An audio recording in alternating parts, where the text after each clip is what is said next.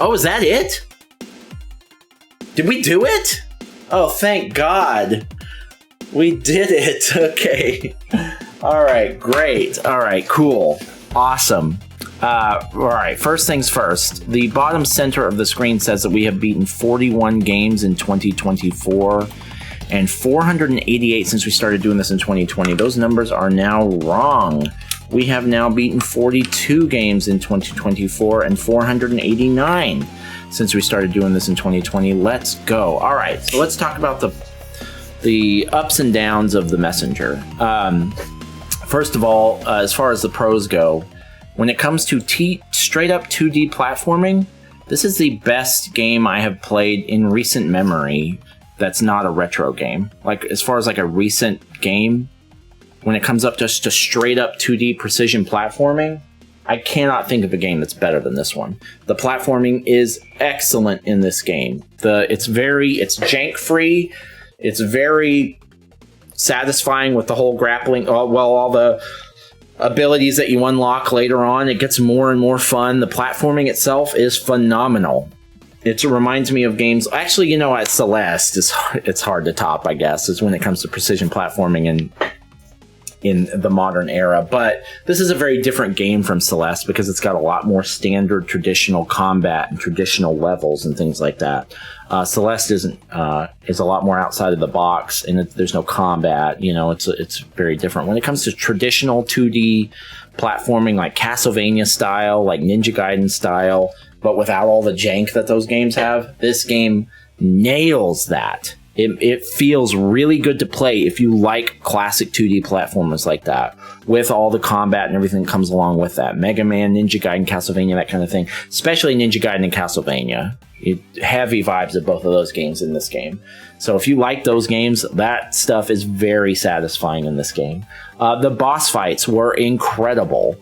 They are reminiscent of games like Ninja Gaiden and Castlevania again, but they take them to a whole nother level. They are almost everyone is a spectacle. They are tough. They are jank free. They're very tough but fair. You know, it's like once you learn the pattern and you've mastered it, you can destroy these bosses, but they will destroy you until you've learned those movesets. All that is very, very good. I loved all of that. The story goes in some incredible places. There are some crazy twists in this game that come out of nowhere. I did not see coming. There's some very meta stuff. There's a lot of humor. I guess, you know, if we're talking about the story, that's kind of a side note, but like the humor is really good. This game is hilarious at times. It really is genuinely funny. There are a lot of games that try really hard to be funny, and some of them are like, you know, and some of them are cringe, and some of them are just like, yeah, you know, it's good that they had some jokes in there, very tongue-in-cheek, yada yada. This one's genuinely funny. It's very well written. The comic timing is very good. So just roll that into just a general praise of the story. I think the way that they handled the whole tone of the story is very good. But also just beyond the comedy, like the story goes in some nuts places, and there are some weird reveals that are just absolutely crazy. Going into that, kind of as aside from that, the way that the graphical presentation is done in this game, especially to signal certain changes in the story, is absolutely awesome. Again, another thing that they just nailed from the classic late 80s platforming era is the pixel art style. It looks very... I'll wait, because this is obviously a spoiler. When the mass shattered into pieces and humanity was finally rid of the demon curse. The end. Wow, talk about a long story. Well, you asked. Anything else I can help you with? I don't know. I can't afford any upgrades at the moment. Well, do you have any other stories to share? Of course, here's one for you. So we're going to edit all this out for the final video I do. Okay, got it. Okay. What were we talking about?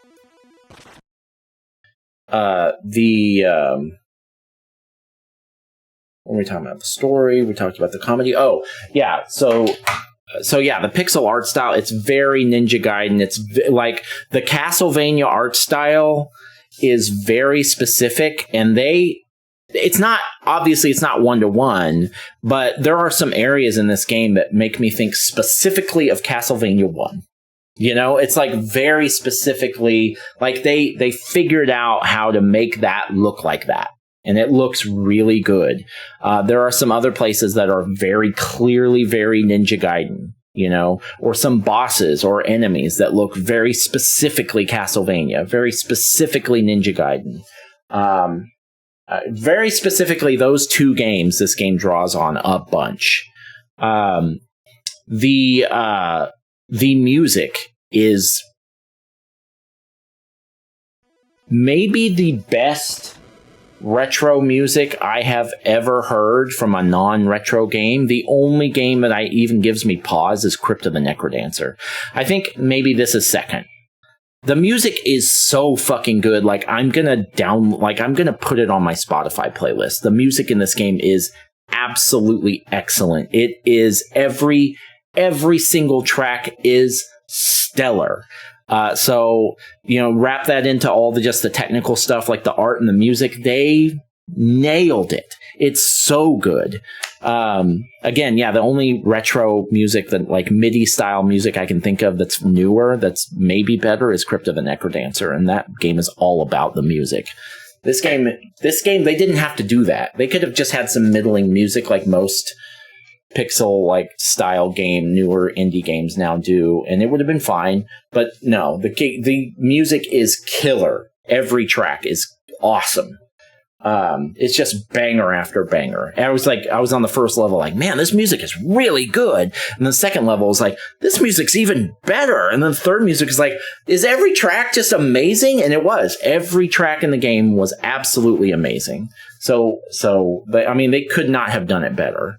All right, let's talk about some critiques. And I guess I have to preface this by saying I'm going to have to be very vague, because I'm going to label this like my final video, as a spoiler-free video.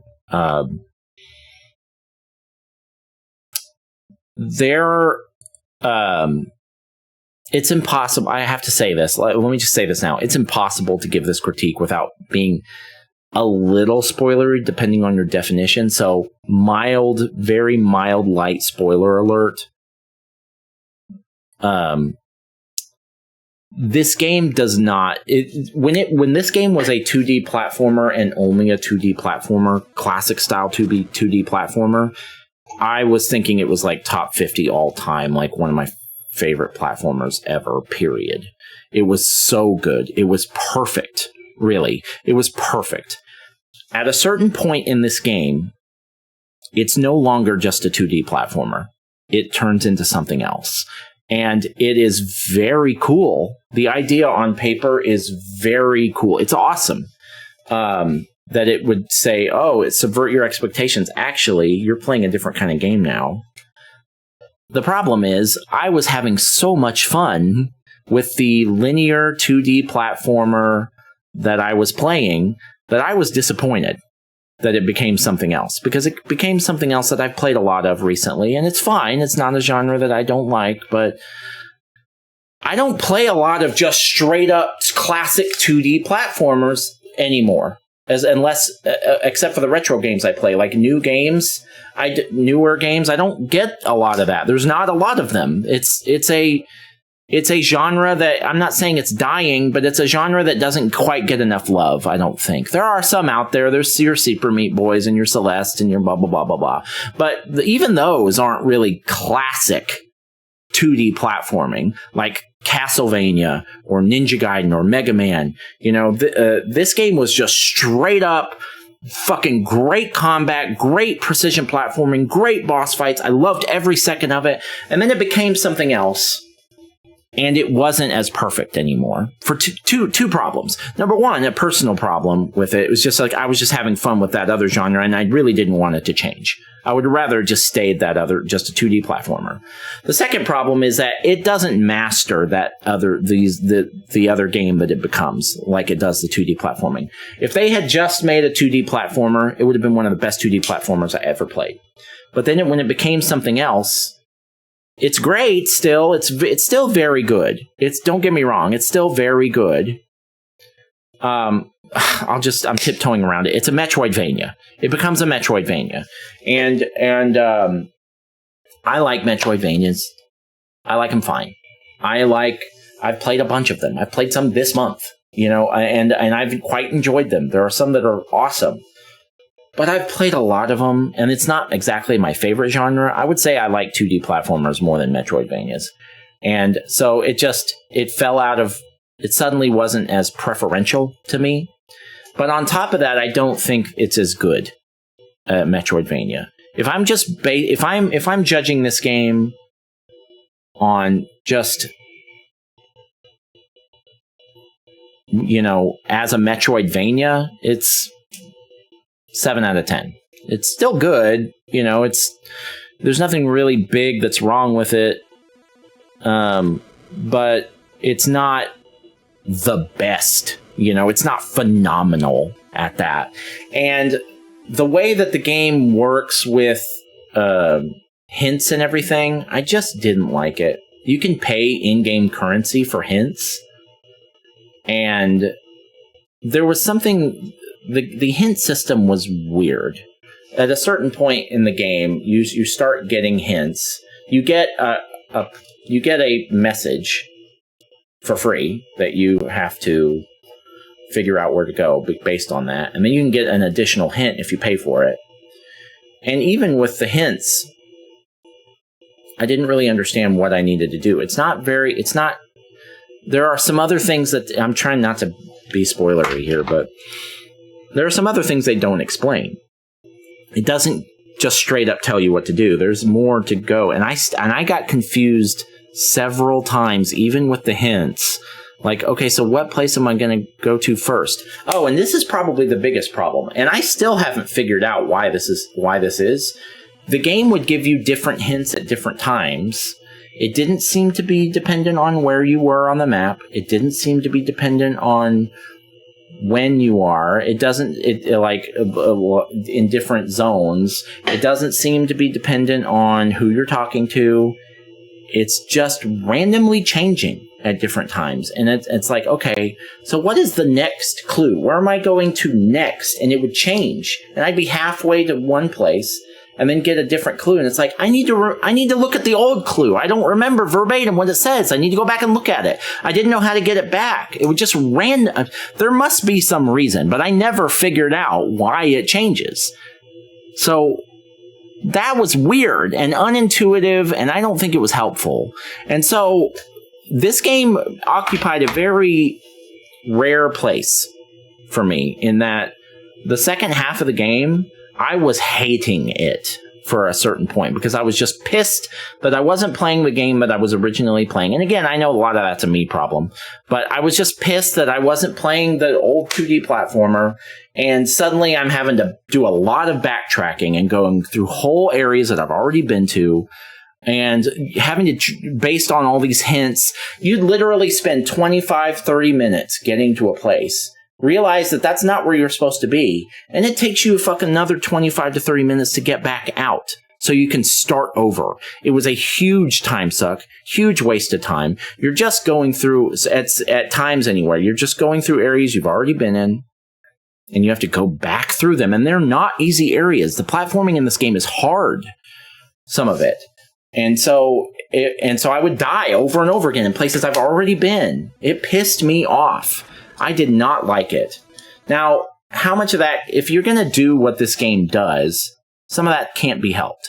But I think some of it could. I think the hint system could have been better. It could have either been more clear or it could have been just more clear on exactly how the rules worked. Again, I'm trying not to spoil anything, but the rules were unclear to me. So even when I got the hint, it's like, okay, so where do I go? Like, what do I do next? And the fact that the rules, the hints kept changing wasn't helping anything. It was straight up pissing me. I got really angry at some point. In fact, there was a point in this game that I thought I was going to quit. But what I ended up doing instead was pulling up a walkthrough. That way I didn't have to pay for hints.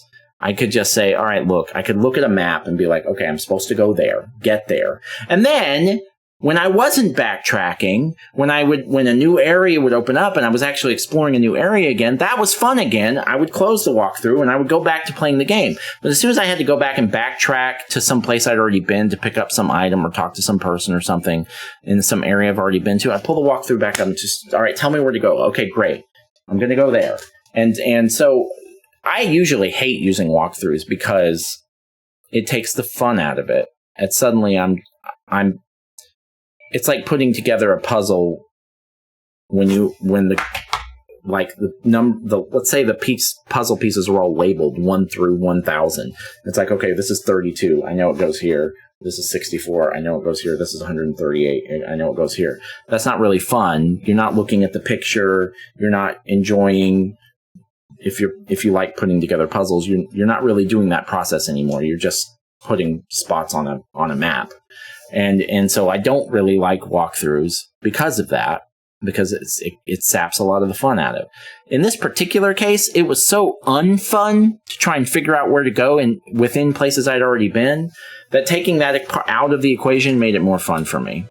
This is a very rare case that I would actually say using walkthrough in the second half might be more fun. I didn't use it constantly, but I used it many times during the second half of the game, just so I could know where to go. Didn't really help me with bosses. I wasn't looking up like cheese strats or things like that, but just where to go, what to do next. All of that stuff being what it is, I still, at the end of the day, really, really liked this game. I think at the end, once I got used to the rules and understood a little bit better what was happening in the game, and I could wrap my mind around it a little bit better, I started to enjoy it a little bit more. I was more comfortable with it. And by the end, I was really, really having a fun time again. And some of the later boss fights are great, So the boss fights kind of brought me back into it, but overall, I had a great time with it. I think this game suffers structurally for the same reason something like The Last of Us 2 suffers structurally. It's like the idea is a really great idea, but when you actually execute the idea, it makes the pacing of the game frustrating, at least for me. That was very true for me for The Last of Us 2. That's still like maybe my favorite game of all time, but I recognize that game has a structural flaw. There's something about it, when you actually execute this awesome plan on paper, it suffers. It's frustrating. It's jarring. You